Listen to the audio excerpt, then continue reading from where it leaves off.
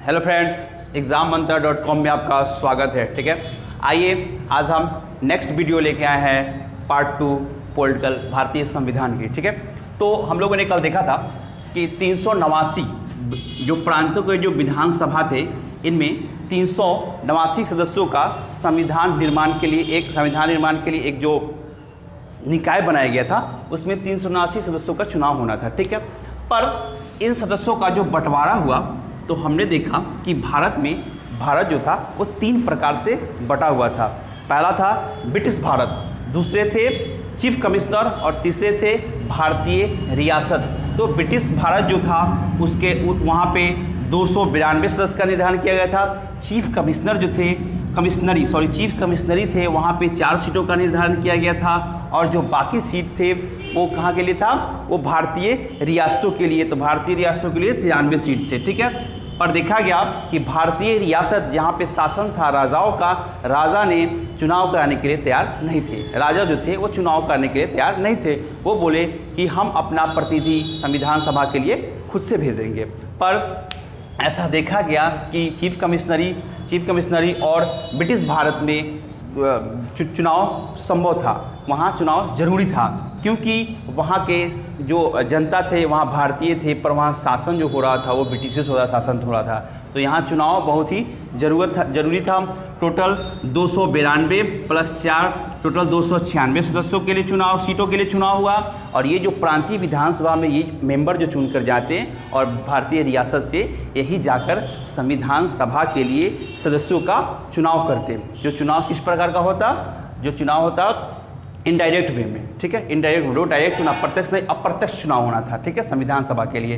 तो 296 सदस्यों के लिए जो चुनाव हुआ था, इसमें बहुत सारे दलों ने हिस्सा लिया था। चुनाव कब हुआ था? जुलाई 1946 में। जुलाई 1946 में चुनाव हुआ था। ठीक है, बहुत सारे दलों ने हिस्सा लिया था, और सबसे अधिक सीट जो आए थे वो किससे आए थे? कांग्रेस को कितने सीटों पे कांग्रेस कितनों सीटों पर चुनाव जीता था? 208 पे। कांग्रेस 208 सीटों पे चुनाव जीता था। बाकी सेकेंड पोजीशन जो था वो किसका था? मुस्लिम लीग का। सेकेंड मुस्लिम लीग थे। मुस्लिम लीगों को 73 सीटों पर जीत हासिल हुई थी। ठीक है, कांग्रेस को 208 सीटों पर और मुस्लिम लीग को 73 सीटों पर जीत हासिल हुई थी। ठीक है, यहाँ तक हम लोगों ने देखा था। अब देखिए, अब ये जीत हासिल होने के बाद बाकी जितने भी पार्टी थे, या कृषक पार्टी हो, यूनिस्ट पार्टी हो, कम्युनिस्ट पार्टी हो, स्वतंत्र को सिर्फ 8 सीट मिली थी, बाकी सभी को एक एक सीट मिला हुआ था। ठीक है, तो नेक्स्ट हम लोग देखना है कि जो चुन के आए, तो अब नेक्स्ट प्रोसेस क्या होना था संविधान के लिए, भारत के संविधान निर्माण के लिए।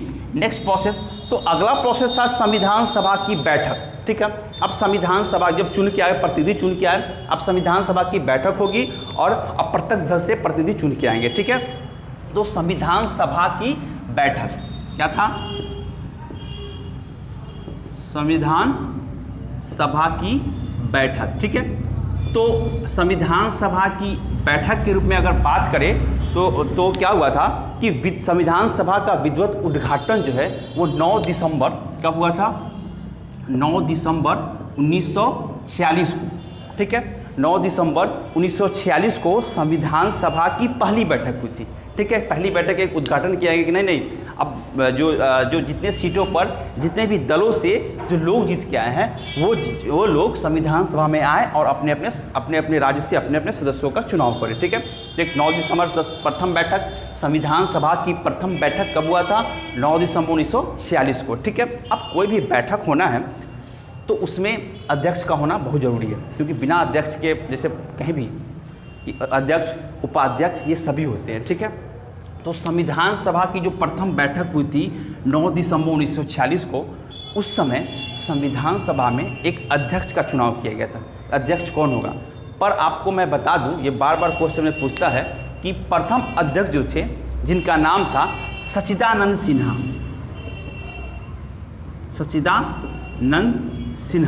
ठीक है, सच्चिदानंद सिन्हा। देखिए, ये संविधान सभा का प्रथम अध्यक्ष थे, पर अस्थाई नहीं थे, ये अस्थाई थे। अस्थाई मतलब कुछ दिनों के लिए थे, अस्थाई थे, कुछ ही दिनों बाद, मतलब ज़्यादा नहीं, 9 दिसंबर 1946 को संविधान सभा की जब पहली बैठक हुई तो सच्चिदानंद सिन्हा को संविधान सभा का अस्थायी अध्यक्ष बनाया गया। पर देखा गया अगले ही दिन 11 दिसंबर कुछ दिनों 1946 को एक संविधान सभा के लिए अस्थायी अध्यक्ष का चुनाव किया गया।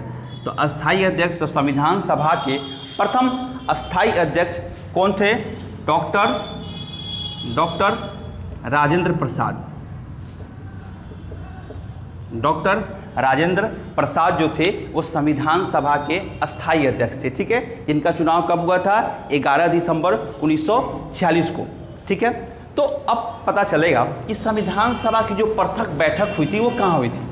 तो आप लोग को मैं बता दूं कि संविधान सभा की प्रथम बैठक जो 9 दिसंबर 1946 को दिल्ली के काउंसिल चैम्बर के पुस्तकालय में हुई थी, ठीक है।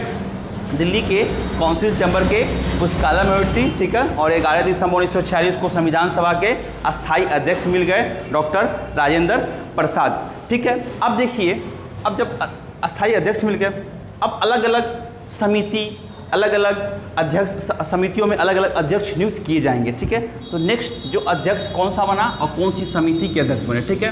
तो हम नेक्स्ट जो बात करेंगे तो संविधान सभा में एक संविधान सभा के उपाध्यक्ष, ठीक है। संविधान सभा में एक अध्यक्ष है, एक उपाध्यक्ष भी बनाया गया, ठीक है। उपाध्यक्ष बनाया गया और तीसरा जो थे एक संवैधानिक सलाहकार भी नियुक्त किया गया। संवैधानिक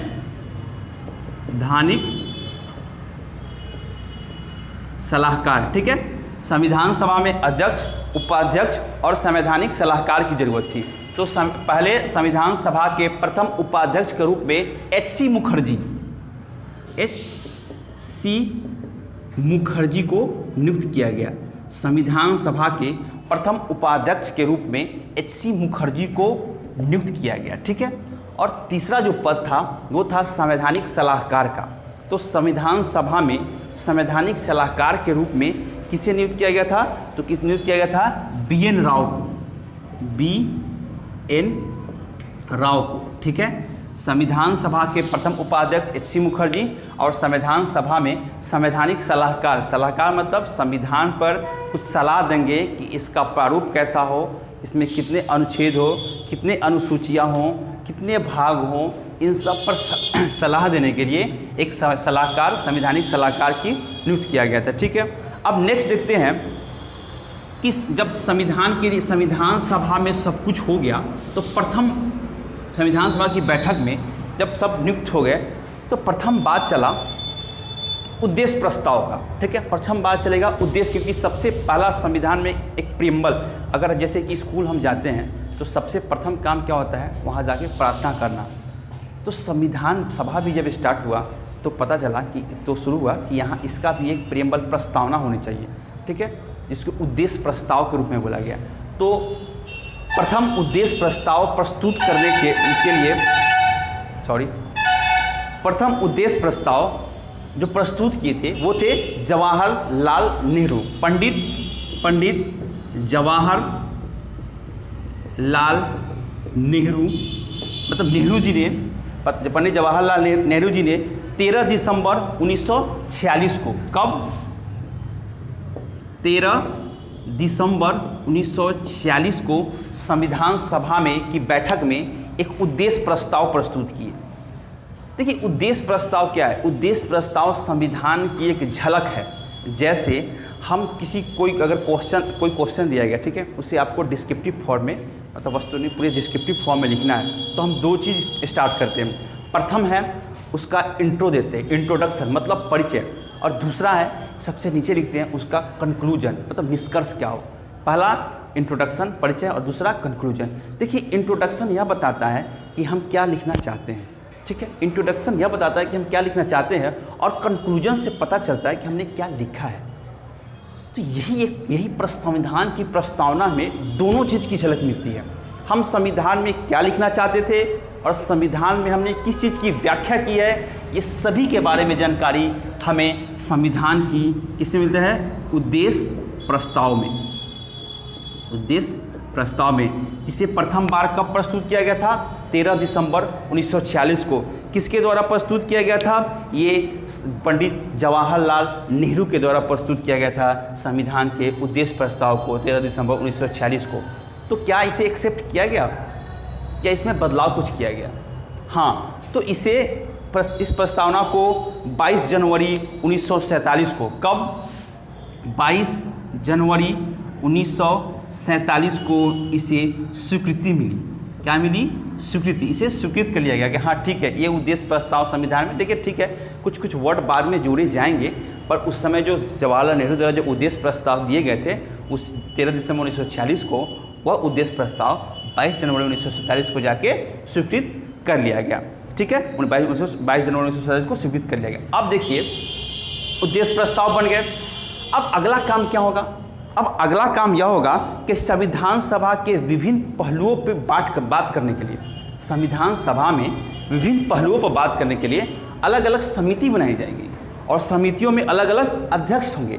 अब कौन कौन सी समिति बनाई जाएगी, कौन कौन अध्यक्ष नियुक्त किए जाएंगे, इनको हम देखते हैं। समिति क्या काम करेगा? तो अलग अलग समितियों को अलग अलग कार्य दिया जाएगा कि आपको ये कार्य, क्योंकि देखिए संविधान भारत का जो अभी बोला जाता है कि पूरे विश्व का सबसे बड़ा संविधान, लिखित संविधान, ठीक है। बहुत सारे देश है, जैसे ब्रिटेन का संविधान है पर लिखित नहीं है संविधान। ब्रिटेन का संविधान एक है, वो वहाँ के सुप्रीम कोर्ट, वहाँ के जो सुप्रीम कोर्ट होते हैं वो निर्धारण करते हैं कि संविधान मतलब कि किस आर्टिकल से क्या व्याख्या किया जाए, पर उनका कोई लिखित स्वरूप नहीं है।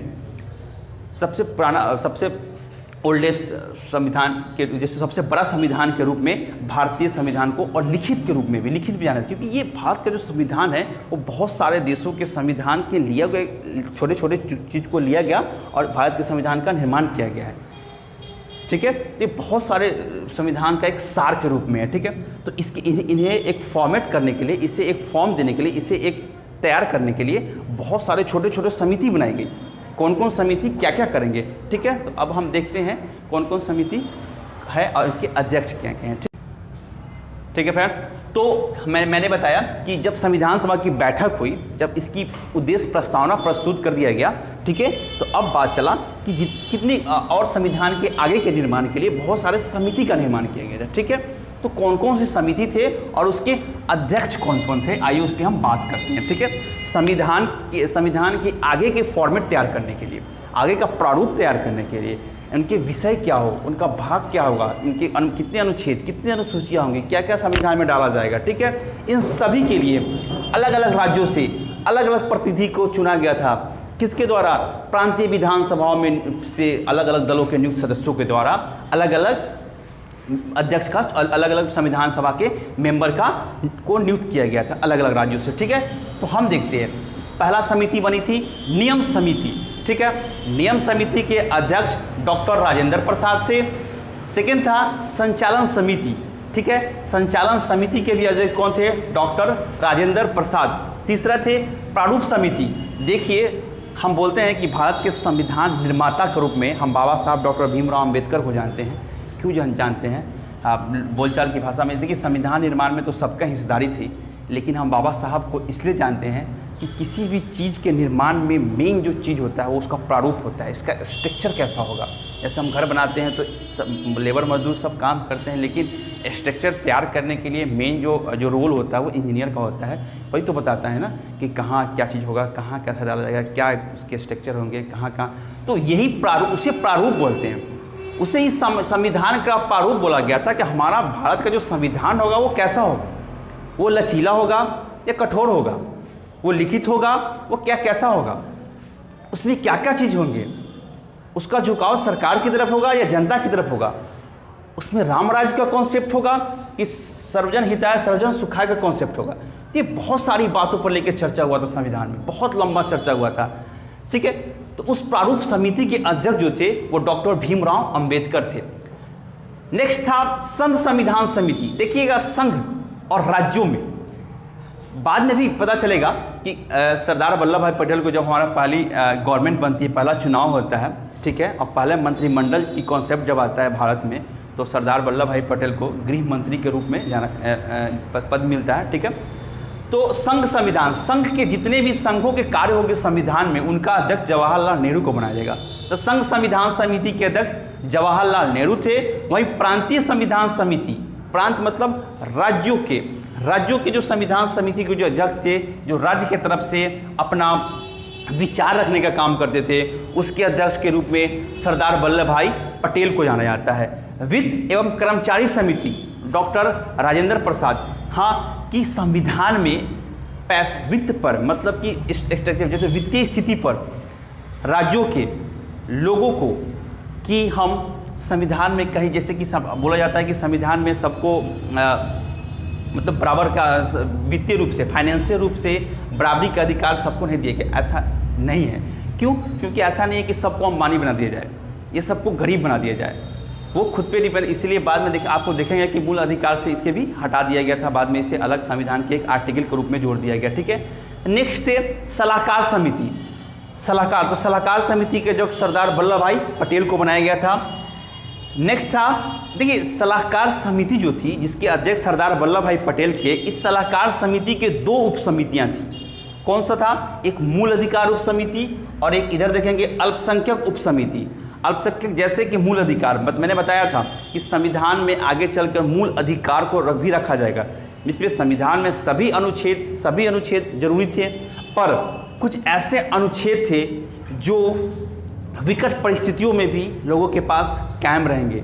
ठीक है। स्थिति कितनी भी खराब हो पर उनसे उनका वो हक ना छीना जाए, उसी हक को मूल अधिकार मतलब इम्पोर्टेंट अधिकार। देखिए सब कुछ ज़रूरी है, लेकिन रोटी कपड़ा मकान बहुत ही ज़रूरी है।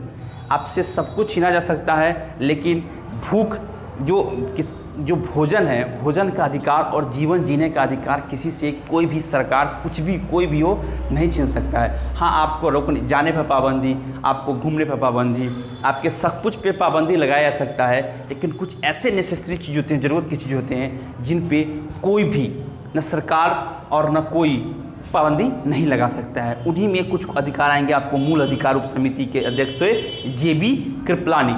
अल्पसंख्यक उप समिति के अध्यक्ष थे HC कृपलानी। अब अल्पसंख्यक मतलब कि अल्पसंख्यक संविधान में अलग से देखिए सबको समान अधिकार दिया गया है, पर किसी विशेष परिस्थिति में किसी विशेष व्यक्तियों को, जैसे महिला, बच्चे, अल्पसंख्यक, दलित, पिछड़ा, ठीक है, उन लोगों को कुछ विशेष अधिकार दिए गए हैं। ठीक है। हम समानता का अधिकार की भी बात करेंगे किस पर भी, और विशेष परिस्थिति में उनके लिए विशेष अधिकार की भी बात करेंगे।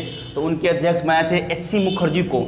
संघ शक्ति समिति, संघों के, अब मैंने बताया था संघ के जितने भी अधिकार होंगे, संघ पर जितने भी बात होंगे, उस पर बात रखने के लिए जवाहरलाल नेहरू को नियुक्त किया गया था। तो इतनी समितियां थी संविधान निर्माण में। ठीक है। संविधान के निर्माण के लिए इतनी समितियां बनाई गई थी और इनको अध्यक्ष बनाया गया था। अध्यक्ष की जरूरी नहीं है कि एक ही मेंबर हो, अध्यक्ष के अलावा और सारे मेंबर भी थे उसमें। ठीक है। ताकि बातचीत हो और बहुत सारे हर चरण पे बात होंगे, विचार होंगे, डिस्कशन होगा, मतलब बहुत सारा होगा। तो आइए, इतनी समितियाँ थी। आगे हम देखते हैं, एक चीज़ और देखेंगे हम लोग कि संविधान में एक मैंने बताया था सबका रोल तो था बराबर, बहुत इंपॉर्टेंट रोल था, पर हम प्रारूप समिति पर बात करेंगे कि प्रारूप समिति सबसे पहले संविधान का प्रारूप तैयार करने की बात करेगी कि हमारा संविधान देखने में कैसा हो, हमारा संविधान कैसे इस्तेमाल किया जाए। देखिए डॉक्टर भीमराव अम्बेडकर ने एक बात बताया था कि संविधान कैसा भी हो, पर उसका इस्तेमाल करने वाले अगर व्यक्ति अच्छे हैं तो उसका यूज अच्छा होगा, तो संविधान अच्छा है। अगर उसका यूज करने वाला व्यक्ति खराब है तो संविधान खराब है। ठीक है।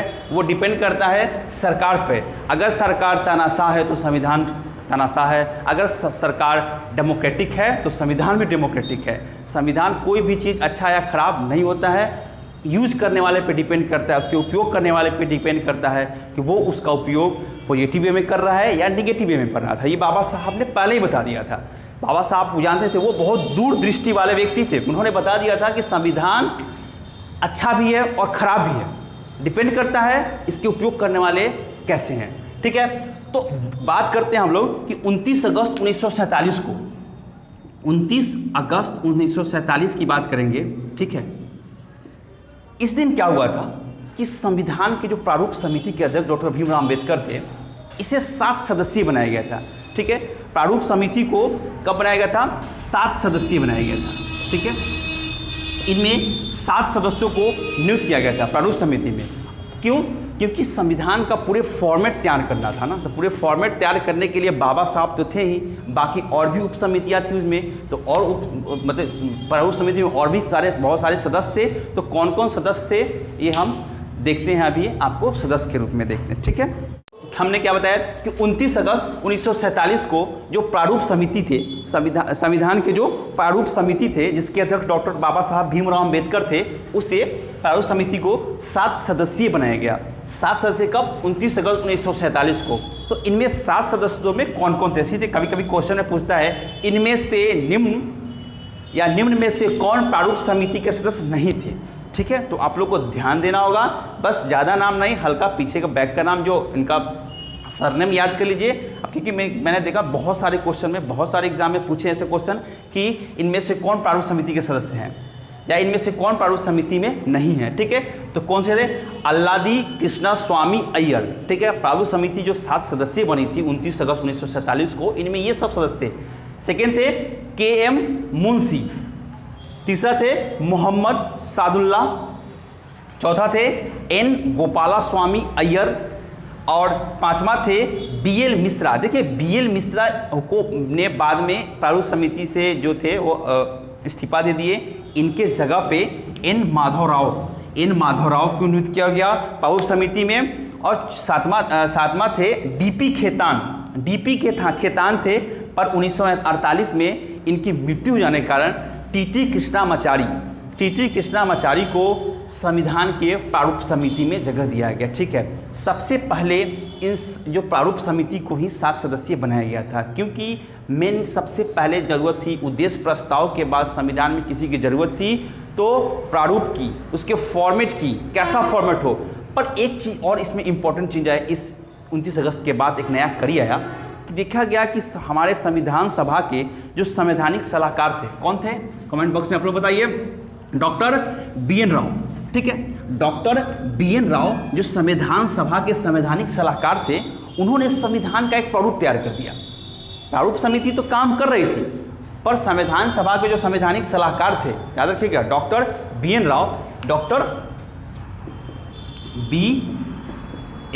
राव जो थे, इन्होंने संविधान का एक प्रारूप तैयार कर दिया। ठीक है, संविधान का एक प्रारूप तैयार किया। ठीक है, तो प्रारूप जो तैयार किया, तो कैसा प्रारूप तैयार किया? डॉक्टर BN राव जो संविधान सभा के संवैधानिक सलाहकार थे, उन्होंने BN राव ने जो प्रारूप तैयार किया, तो कैसा तैयार किया? तो ये जो प्रारूप तैयार किए, इसमें उन्होंने 243 अनुच्छेद को रखा और लगभग 13 अनुसूचियां का विवरण किया।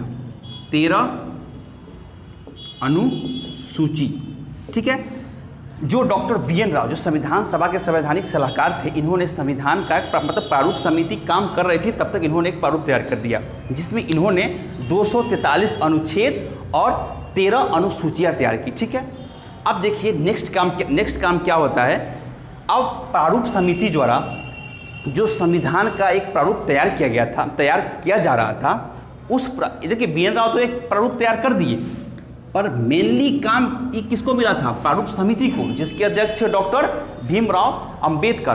तो वो प्रारूप समिति ने संविधान का एक प्रारूप तैयार किया और उस प्रारूप को 21 फरवरी 1948 को प्रारूप समिति द्वारा तैयार संविधान को संविधान सभा में पेश किया गया। ठीक है, कहाँ पेश किया गया? संविधान सभा में। प्रारूप समिति द्वारा तैयार किए गए संविधान के प्रारूप को 21 फरवरी 1948 को संविधान सभा में पेश किया गया। ठीक है, अब जब इसे पेश किया गया तो इसके किसके सामने पेश किया जाएगा? तो अध्यक्ष के सामने, संविधान सभा के जो अध्यक्ष थे, ठीक है, अध्यक्ष के सामने पे पेश किया गया। तो इस पर काफ़ी चर्चा हुई। ठीक है, काफ़ी चर्चा हुई, लंबा चर्चा हुई। फिर बाद में इसमें क्या किया गया कि बोला गया कि नहीं, इसमें संशोधन किया जाए। ठीक है, बहुत सारा होता है, जो संसद में भी कुछ बिल रखा जाता है उस पर चर्चा होते हैं, वोटिंग होता है, मतलब डिस्कशन, डिबेट एंड डिस्कशन होता है, चर्चा होते हैं, वोटिंग होते हैं, देन फिर उस पर कुछ चेंजिंग किया जाता है, फिर संविधान मतलब संसद के पटल पर फिर से रखा जाता है। उसी तरह संविधान में भी हुआ कि प्रारूप को जब तैयार किया गया तब प्रथम पेश ही 21 फरवरी 1948 को हुआ, फिर दूसरी बार उस पर खूब चर्चा हुआ, पुनः कुछ संशोधन के बाद उसे 26 अक्टूबर 1948 को पुनः पेश किया गया। किसके? संविधान के प्रारूप को। देखिएगा कितना चर्चा होगा, इतने मेंबर थे। अब इस एक बार पहला प्रारूप 21 फरवरी 1948 को पेश हुआ, फिर लंबी चर्चा के बाद दूसरी बार 26 अक्टूबर 1948 को उसे पेश किया गया संविधान सभा में अध्यक्ष के सामने। अब इस प्रारूप पर फिर से वाचन शुरू हुआ। प्रथम वाचन, फिर द्वितीय वाचन हुआ, फिर तृतीय वाचन, मतलब जितने भी प्रथम वाचन, द्वितीय वाचन, तृतीय वाचन, लगातार वाचन में इनमें संशोधन होता गया। और इस प्रकार इसे 26 नवंबर 1948 तक 26 नवंबर 1948 तक लगातार बैठक हुआ। ठीक है, संविधान सभा मतलब प्रारूप पे, संविधान के प्रारूप पे, जो प्रारूप समिति द्वारा तैयार किया गया था प्रारूप था संविधान का, उस पर 2 बार पेश करने के बाद प्रथम वाचन फिर पेश, द्वितीय वाचन फिर पेशी होगा, तृतीय वाचन फिर पेशी होगा, और लगातार पेशी के बाद अंतिम रूप से 26 नवंबर 1948 को संविधान को फिर से पेश किया गया संविधान सभा में। तब जाकर 1948 को 26 नवंबर 1948 को फाइनली रूप से, ठीक है, फाइनल रूप से संविधान को स्वीकार किया गया कि हाँ ठीक है, भारत का संविधान का फॉर्मेट यही होगा। ठीक है, तो इतनी बैठक, इतने संशोधन के बाद अंतिम रूप से कब 26 फरवरी 1948 को 48 तक लगातार बैठक 1948 नहीं 1949 तक, सॉरी 1948, यहाँ तो हम लोग देख लिए थे 26 अक्टूबर 1948 तक क्या हुआ था, प्रथम संशोधन के बाद पेश किया गया था, फिर द्वितीय, तृतीय और चतुर्थ, मतलब प्रथम वाचन, द्वितीय वाचन, तृतीय वाचन के बाद 26 नवंबर 1949 को अंतिम बैठक हुआ और संविधान को मतलब फाइनली रूप से स्वीकृत कर दिया गया कि ठीक है हमारा संविधान ऐसा होगा। तो अंतिम बैठक कब हुआ? 26 नवंबर 1949 को। संविधान सभा की अगर अंतिम बैठक की बात करें, संविधान सभा की अगर अंतिम बैठक की बात करें, जिसके बाद हमारा संविधान का एक प्रारूप फिक्स हो गया कि हाँ भारत का संविधान ऐसा होगा। ठीक है, वो कब हुआ था? 26 नवंबर 1949 को। ठीक है, और इस पे जब ये प्रारूप तैयार हो गया फाइनली, मतलब पूर्णतः फिक्स रूप से कि हाँ ऐसा होगा, तो इस पे 284 सदस्यों ने हस्ताक्षर किया। 284 सदस्यों ने हस्ताक्षर किया और इस संविधान को हम अपना लिए। ठीक है, इस संविधान को हम लोग अपना लिए। अब जो फाइनल रूप से मतलब जो तैयार संविधान था, तैयार संविधान था वो कब था? 26 नवंबर 1949 को संविधान की अंतिम बैठक हुई और संविधान मतलब फिक्स रूप से, मतलब फाइनल रूप से तैयार हो गया। तो हम बात करते हैं कि जब संविधान बनकर तैयार हो गया तो इसमें कितनी अनुसूचियाँ थी, भाग कितने थे जब बनकर तैयार हो गया तो? ठीक है, तो इसमें टोटल 22 भाग बने। ठीक है, जो संविधान बनकर तैयार हुआ, कब बनकर तैयार हुआ? 26 नवंबर 1949 को। तो उसमें टोटल 22 भाग थे, 395 अनुसूचियाँ थी और भाग, ठीक है, 395 अनुच्छेद, 395 अनुच्छेद थे और 8 अनुसूचियाँ थी। ठीक है, जब संविधान 26 नवंबर 1949 को अंतिम बैठक के साथ जब संविधान हमारा बनकर तैयार हुआ, तो उस समय हमारे संविधान में 22 भाग, 395 अनुच्छेद और 8 अनुसूचियाँ थी। ठीक है, अब हमारा संविधान बनकर तैयार हो गया। तो ठीक है दोस्तों, तो क्या हुआ कि बोला जाएगा कि संविधान सभा की अंतिम बैठक, बहुत बार क्वेश्चन पूछता है कि संविधान सभा की अंतिम बैठक कब हुआ? तो 26 नवंबर 1949 को। संविधान बनकर तैयार कब हुआ? तो 26 नवंबर 1949 को। जब संविधान तैयार हुआ तो उसमें कितने भाग, कितने अनुसूचियाँ, कितने अनुच्छेद थे? तो 22 भाग, 395 अनुच्छेद और 8 अनुसूचियाँ थी। ठीक है, तो हमारा संविधान यहाँ तक बनकर तैयार होगा। अब हम आगे देखेंगे कि नए नए प्रारूप संविधान में क्या क्या जोड़े गए, कब कब क्या क्या हुआ। ठीक है, समय के साथ क्या क्या बदलता गया संविधान में, जो हम नेक्स्ट क्लास में बात करेंगे। तो ठीक है दोस्तों, वीडियो को सब्सक्राइब जरूर कीजिए। देखिए आप लोग चुपचाप वीडियो देख रहे हैं, शांति से आराम से बैठ के देखते रहते हैं, पर आप लोग समझते हैं कि आप लोग बहुत होते हैं ना कि हम पढ़े दूसरा ना पढ़े, गलत बात है। आप लोग वीडियो को सब्सक्राइब और शेयर नहीं करते हैं। जितने दोस्तों में हैं, जितने फ्रेंड्स हैं, जिसको ज़रूरत है वीडियो का, आजकल तो सभी गवर्नमेंट जॉब की तैयारी कर रहे हैं और लॉकडाउन खुलने के बाद तो बम्पर वैकेंसी आने वाली है, क्योंकि बिहार में इलेक्शन है और हम जब इलेक्शन आता है तब हमारी सरकार जागरूक होती है, तभी वैकेंसियों का भरमार लाती है। तो हमें क्या करना है, मैंने बार बार बताया है कि हमें पहले तैयार होकर बैठना है, ठीक है। प्री मैच्योर बने, पोस्ट मैच्योर मत बने, हमें पहले ही तैयारी करके रखना है ताकि एग्ज़ाम आए तो हम किताब न छुए, ताकि एग्ज़ाम आए तो हम लोग बस तैयार रहें, खा पी के तैयार है, बस एग्ज़ाम पेन उठाना, एग्ज़ाम देने जाना है, ठीक है। तो इसे शेयर करें, वीडियो को अच्छे से देखें, जितने भी क्वेश्चन हो रहा है उसका जवाब दें। बाकी हम जितने भी क्लास करा रहे हैं उनका सबका क्वेश्चन का सीरीज़ लेके एक बार जरूर आएंगे, ठीक है। धन्यवाद।